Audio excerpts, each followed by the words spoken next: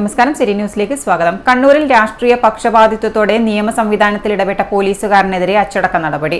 വകുപ്പുതല അന്വേഷണത്തിനെ തുടർന്ന് Kannur city police commissioner driver Jithin ശ്യാമിനെതിരെയാണ് അച്ചടക്ക നടപടി സ്വീകരിച്ചത്.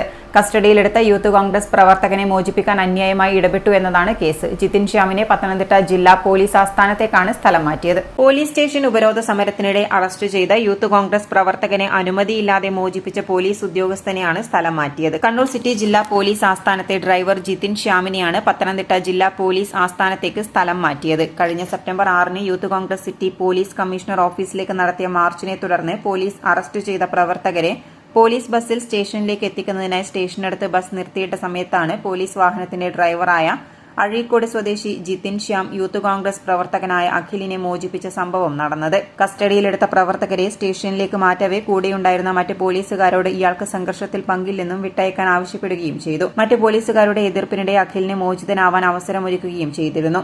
ഡ്യൂട്ടിയിലുണ്ടായിരുന്ന പോലീസുകാർ മേലുദ്യോഗസ്ഥനെ വിവരം അറിയിച്ചതിനെ തുടർന്നുള്ള അന്വേഷണത്തിൽ യൂത്ത് കോൺഗ്രസ് പ്രവർത്തകനെ പോലീസ് ബസ്സിൽ കയറ്റുന്ന ദൃശ്യങ്ങൾ ഉൾപ്പെടെയുള്ള തെളിവുകൾ ശേഖരിച്ചിരുന്നു.